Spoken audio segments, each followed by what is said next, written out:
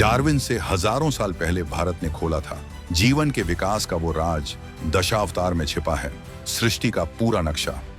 जब दुनिया मानती थी धरती छपटी, भारत के वेदों में गूंज रहा था बिग बैंग का महाविस्फोट। नासा के सुपर कंप्यूटर आज बता रहे पृथ्वी की उम्र। हमारे ऋषियों ने अरबों साल पहले लिख दिया था समय का पूरा बहीखाता। पश्चिम के विज्ञान ने जिसे आज सिंगुलैरिटी कहा, भारत के ग्रंथों में वो हिरण्यगर्भ के नाम से सदियों से है दर्ज। स्कूलों में हमें पढ़ाया गया कि हम बंदरों के वंशज, लेकिन हमसे छिपाया गया सभ्यता के विकास का वो पूरा विज्ञान। ब्रह्मांड के अंत और नई शुरुआत का वो चक्र जिसे आज बिग बाउंस थ्योरी कहते हैं, वो भारत के लिए प्रलय और सृष्टि का अनंत खेल है। जिस वक्त दुनिया के तथाकथित विकसित देश अपनी छोटी छोटी खोजों पर इतरा रहे थे और भारत को सिर्फ सपेरों और कहानियों का देश समझकर उसका मजाक उड़ा रहे थे, उसी वक्त भारत के प्राचीन ग्रंथों में ब्रह्मांड के वो रहस्य दबे पड़े थे जिन्हें समझने में आज के आधुनिक विज्ञान को सदियां लग गईं। ये कोई कोरी कल्पना या पौराणिक कथाएं नहीं हैं, ये वो अकाट्य सत्य है जिसकी गूंज आज नासा के गलियारों से लेकर दुनिया की सबसे बड़ी फिजिक्स लैब्स तक में सुनाई दे रही है। ये उस महाज्ञान की कहानी है जिसे हमसे जानबूझकर छिपाया गया ताकि हम अपनी जड़ों को भूल जाएं और पश्चिम की झूठी महानता को स्वीकार कर लें। हमारे स्कूलों में हमें डार्विन की थ्योरी तो रटाई गई, लेकिन ये कभी नहीं बताया गया कि जीवन के विकास का इससे भी ज्यादा उन्नत और संपूर्ण सिद्धांत तो हमारे दशावतार में हजारों साल पहले ही लिख दिया गया था। हमें बिग बैंग के बारे में पढ़ाया गया, लेकिन उस हिरण्यगर्भ के बारे में नहीं बताया गया जहां से बिग बैंग का आइडिया खुद जन्मा है। ये उस सच्चाई से पर्दा उठाने की कहानी है जो हर भारतीय के सीने को गर्व से चौड़ा कर देगी। ये कहानी है विज्ञान पर भारत की उस सर्जिकल स्ट्राइक की जिसने दुनिया के ज्ञान के ठेकेदारों की नींद हराम कर दी है।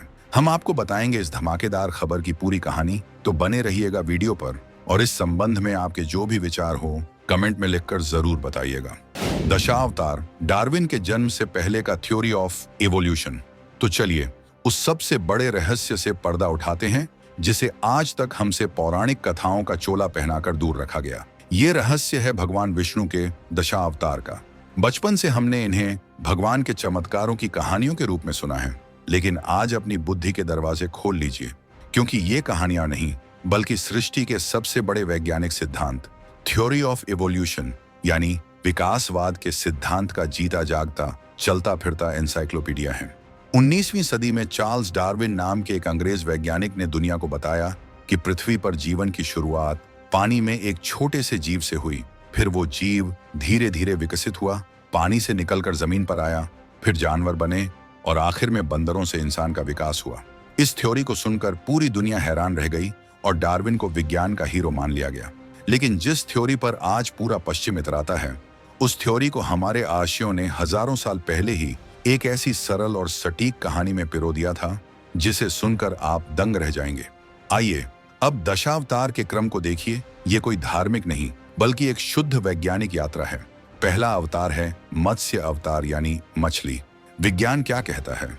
जीवन की शुरुआत कहाँ हुई? पानी में। पृथ्वी पर सबसे पहले जीवन एक जलीय जीव के रूप में पनपा। हमारे ऋषियों ने इसे मत्स्य का प्रतीक दिया। ये जीवन के उस पहले चरण का सटीक चित्रण है जब अस्तित्व सिर्फ जल तक सीमित था। दूसरा अवतार है कूर्म अवतार यानी कछुआ। कछुआ कैसा जीव है? वो पानी में भी रह सकता है और जमीन पर भी। ये जीव विज्ञान की भाषा में उभयचर या एम्फिबियन कहलाता है। डार्विन की थ्योरी भी यही कहती है कि जलीय जीवों के बाद ऐसे जीवों का विकास हुआ जो जमीन और पानी दोनों पर रहने में सक्षम थे। कूर्म अवतार जीवन के उस दूसरे और महत्वपूर्ण चरण का प्रतीक है जब जीवन ने पानी की सीमाओं को तोड़कर जमीन पर पहला कदम रखा। तीसरा अवतार है वराह अवतार यानी सूअर। सूअर एक पूर्ण रूप से स्थलीय यानी जमीन पर रहने वाला जानवर है। ये विकास के उस अगले पड़ाव को दिखाता है जब जीव पूरी तरह से जमीन पर रहने के लिए अनुकूल हो गए और धरती पर जानवरों का राज शुरू हुआ। क्रम देखिए, पहले सिर्फ पानी, फिर पानी और जमीन, और अब सिर्फ जमीन।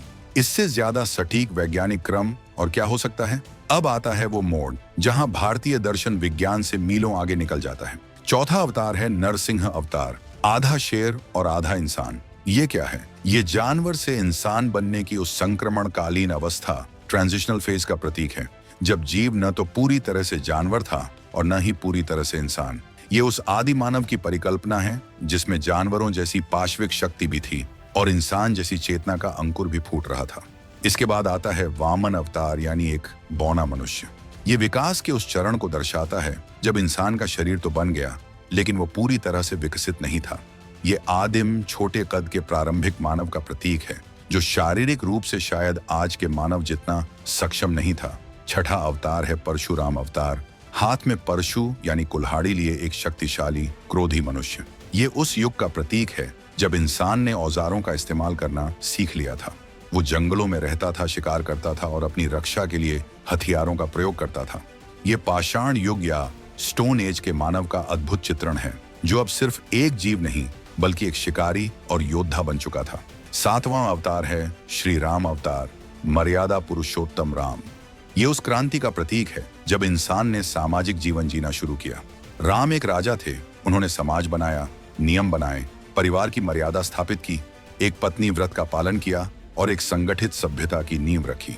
ये इंसान के व्यक्तिगत विकास से उठकर सामाजिक विकास की ओर पहला बड़ा कदम था। ये वो दौर था जब इंसान ने कबीलों से निकलकर एक राष्ट्र और एक समाज की कल्पना की। आठवां अवतार है श्री कृष्ण अवतार, एक रणनीतिकार, एक दार्शनिक, एक राजनीतिज्ञ।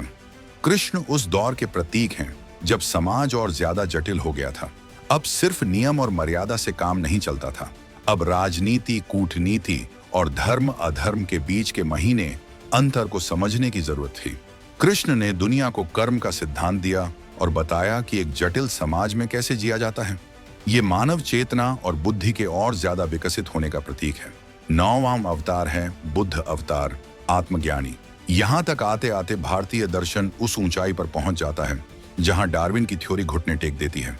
डार्विन का विकासवाद सिर्फ शारीरिक बनावट पर आकर रुक जाता है, लेकिन भारतीय दर्शन चेतना के विकास की बात करता है। बुद्ध उस अवस्था के प्रतीक हैं जब इंसान ने भौतिक विकास, राजपाट, समाज, राजनीति, इन सब से ऊपर उठकर अपने भीतर की खोज शुरू की। आत्मज्ञान और चेतना के शिखर पर पहुंचना ही मानव जीवन का असली लक्ष्य है, ये बुद्ध ने सिखाया। और 10वां अवतार है कल्कि अवतार, जो भविष्य में आएगा। ये इस बात का प्रतीक है कि विकास कभी रुकता नहीं है, ये एक सतत चलने वाली प्रक्रिया है। जब अधर्म और अज्ञानता चरम पर होगी तो चेतना का एक नया रूप आएगा, जो पुराने को नष्ट करके एक नए युग की शुरुआत करेगा। अब आप खुद सोचिए, क्या ये सिर्फ एक संयोग हो सकता है? जलीय जीव, उभयचर, स्थलीय जीव, आधा मानव आधा जानवर, अविकसित मानव, औजारों वाला मानव, सामाजिक मानव, राजनीतिक मानव और फिर आध्यात्मिक मानव। ये सिर्फ बायोलॉजिकल एवोल्यूशन नहीं, ये बायोलॉजिकल, सोशियोलॉजिकल और स्पिरिचुअल एवोल्यूशन का पूरा खाका है, जो डार्विन के पैदा होने से हजारों साल पहले भारत की भूमि पर तैयार हो चुका था। ये हमारे ऋषियों की वो दूरदृष्टि थी जो सिर्फ शरीर को नहीं बल्कि चेतना की गहराइयों को भी नाप सकती थी। कल्प की गणना।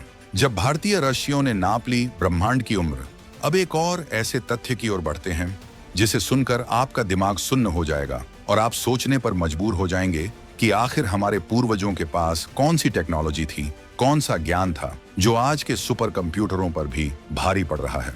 ये कहानी है समय की, ब्रह्मांड की उम्र की। कुछ सदियों पहले तक पश्चिमी दुनिया का मानना था कि दुनिया बस कुछ हजार साल पुरानी है। उनकी पवित्र किताबें, उनके वैज्ञानिक सब इसी छोटी सी समय सीमा में अटके हुए थे।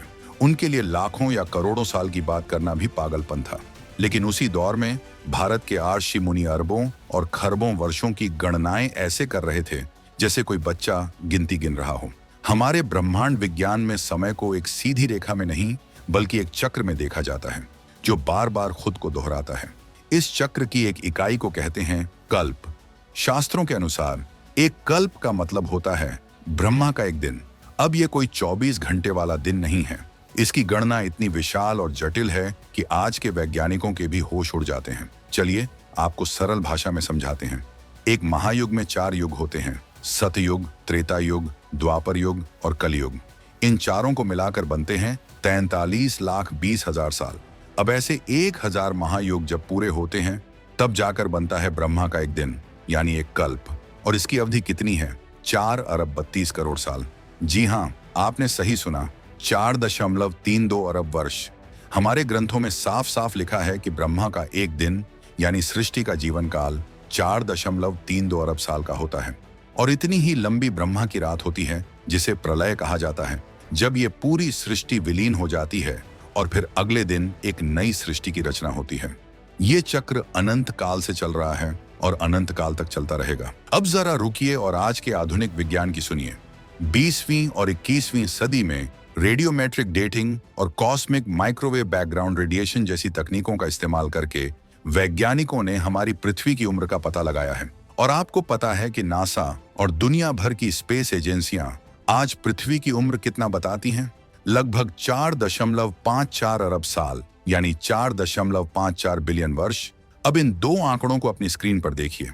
एक तरफ हमारे हजारों साल पुराने ग्रंथों में लिखा कल्प का समय 4.32 अरब साल, और दूसरी तरफ आज के सबसे उन्नत विज्ञान द्वारा बताई गई पृथ्वी की आयु 4.54 अरब साल। ये समानता देखकर क्या आपके रोंगटे खड़े नहीं हो जाते? ये कुछ 100 या कुछ हजार सालों का नहीं, बल्कि सिर्फ कुछ प्रतिशत का अंतर है। ये कैसे संभव है? उस जमाने में जब दुनिया के बाकी लोग ये भी नहीं जानते थे कि पृथ्वी गोल है या छपट्टी, तब हमारे आर्षियों ने पृथ्वी की आयु की इतनी सटीक गणना कैसे कर ली? उनके पास कौन सी प्रयोगशाला थी? कौन सा टेलीस्कोप था? ये बात इतनी हैरान करने वाली है कि दुनिया के सबसे मशहूर खगोल शास्त्रियों में से एक कार्ल सेगन भी भारतीय ब्रह्मांड विज्ञान के कायल थे। उन्होंने अपने प्रसिद्ध टीवी शो कॉस्मॉस में खुलकर कहा था कि हिंदू धर्म दुनिया का एकमात्र ऐसा धर्म है जिसका ब्रह्मांडीय समय का पैमाना आधुनिक वैज्ञानिक खगोल विज्ञान के पैमाने के साथ मेल खाता है।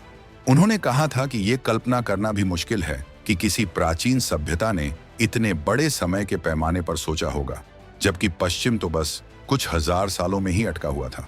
ये महज एक संयोग नहीं हो सकता। ये इस बात का प्रमाण है कि हमारे पूर्वजों के पास ब्रह्मांड और समय की गति को समझने की कोई ऐसी दिव्य दृष्टि या कोई ऐसा उन्नत गणितीय ज्ञान था जिसे आज हम खो चुके हैं। ये वो ज्ञान है जो साबित करता है कि विज्ञान की असली मशाल हजारों साल पहले भारत की धरती पर ही जली थी। हिरण्यगर्भ, बिग बैंग से पहले का महाविस्फोट। अब हम आपको सृष्टि की उत्पत्ति की उस कहानी पर ले चलते हैं जिसने आधुनिक भौतिकी के सबसे बड़े सिद्धांत द बिग बैंग थ्योरी को जन्म से पहले ही अपने गर्भ में धारण कर लिया था। 20वीं सदी में वैज्ञानिकों ने बताया कि लगभग 13.8 अरब साल पहले ये पूरा ब्रह्मांड, ये अरबों आकाश गंगाएं, खरबों तारे, सब कुछ एक मटर के दाने से भी छोटे, अत्यधिक घने और गर्म बिंदु में सिमटा हुआ था। इस बिंदु को उन्होंने नाम दिया सिंगुलैरिटी। फिर इस बिंदु में एक महाविस्फोट हुआ जिसे बिग बैंग कहा गया। इसी महाविस्फोट के बाद से ब्रह्मांड फैलना शुरू हुआ और आज भी फैल रहा है। इसी विस्तार से गैलेक्सी, तारे, ग्रह और हम सब बने। ये आज के विज्ञान की सबसे स्वीकृत थ्योरी है जिसे दुनिया सिर झुकाकर मानती है। लेकिन अब हजारों साल पीछे चलिए और भारत के सबसे प्राचीन ग्रंथ ऋग्वेद के नासदीय सूक्त को पढ़िए। ये सूक्त सृष्टि की उत्पत्ति से पहले की स्थिति का वर्णन करता है। वो कहता है, सृष्टि से पहले न सत था, न असत, न अंतरिक्ष था, न आकाश। तब क्या था? सिर्फ अंधकार, गहन अंधकार में लिपटा हुआ। ये ठीक वही स्थिति है जिसे विज्ञान सिंगुलैरिटी से पहले की स्थिति कहता है, नथिंगनेस, जहां समय और स्थान का कोई अस्तित्व नहीं था। इसके बाद हमारे पुराण और उपनिषद बताते हैं कि उस शून्य और अंधकार के बीच एक हिरण्यगर्भ प्रकट हुआ। हिरण्यगर्भ का शाब्दिक अर्थ है सुनहरा अंडा या सुनहरा गर्भ। ग्रंथों में कहा गया है कि ये एक विशालकाय अंडा था जो शुरुआत में एक बिंदु के समान था। इस एक बिंदु के अंदर ही संपूर्ण सृष्टि की ऊर्जा, सारा पदार्थ और भविष्य का पूरा ब्रह्मांड समाहित था। ये ठीक वही सिंगुलैरिटी है जिसकी बात आज स्टीफन हॉकिंग और जॉर्ज लेमैत्रे जैसे वैज्ञानिक करते हैं। फिर हमारे ग्रंथ कहते हैं कि उस हिरण्यगर्भ में एक स्फोट हुआ। वो अंडा फूटा और उसके फूटने से ही ब्रह्मांड का विस्तार हुआ। आकाश, धरती, ग्रह, नक्षत्र, सब कुछ उसी एक बिंदु के विस्फोट से जन्मा। इसी अंडे को ब्रह्मांड यानी ब्रह्मा का अंडा भी कहा गया। अब आप दोनों अवधारणाओं की तुलना कीजिए। एक तरफ है विज्ञान की सिंगुलैरिटी, एक अति घनत्व वाला बिंदु जिसमें सब कुछ समाहित था। दूसरी तरफ है भारत का हिरण्यगर्भ, एक बिंदु रूपी अंडा जिसमें संपूर्ण सृष्टि समाई थी। एक तरफ है विज्ञान का बिग बैंग, एक महाविस्फोट जिससे ब्रह्मांड का विस्तार शुरू हुआ। दूसरी तरफ है भारत का हिरण्यगर्भ का स्फोट, एक महाविस्फोट जिससे सृष्टि की रचना हुई। ये समानता इतनी गहरी और इतनी सटीक है कि इसे किसी भी तरह से नकारा नहीं जा सकता। ये कैसे हो सकता है कि हमारे ऋषियों ने बिना किसी हबल टेलीस्कोप के, बिना किसी पार्टिकल कोलाइडर के सृष्टि की उत्पत्ति की इतनी जटिल प्रक्रिया को इतने सरल और काव्यात्मक रूप में समझ लिया? ये इस बात का सबूत है कि उन्होंने बाहरी आंखों से नहीं बल्कि अपनी चेतना और ध्यान की शक्ति से ब्रह्मांड के उन रहस्यों को देख लिया था जिन्हें देखने के लिए आज विज्ञान को अरबों डॉलर के उपकरण बनाने पड़ रहे हैं। बिग बैंग कोई नई खोज नहीं है, ये हमारे हिरण्यगर्भ के सिद्धांत का ही एक आधुनिक और पश्चिमी नामकरण है। उन्होंने बस उसे एक गणितीय मॉडल में ढाला है, जबकि हमारे ऋषियों ने उसे एक दार्शनिक और आध्यात्मिक सत्य के रूप में प्रस्तुत किया था। प्रलय और सृष्टि, ब्रह्मांड के अनंत चक्र का भारतीय सिद्धांत पश्चिम का विज्ञान बिग बैंग पर आकर एक तरह से रुक जाता है। वो मानता है कि यह ब्रह्मांड की शुरुआत थी, लेकिन उसके बाद क्या होगा? क्या यह ब्रह्मांड हमेशा फैलता रहेगा या एक दिन ये वापस सिकुड़ जाएगा? इन सवालों पर आज भी वैज्ञानिकों में बहस जारी है, लेकिन भारत का सनातन दर्शन इस पर बिल्कुल स्पष्ट है। हमारे लिए ब्रह्मांड की कोई एक शुरुआत या कोई एक अंत नहीं है। ये एक अनंत चक्र है जो हमेशा चलता रहता है।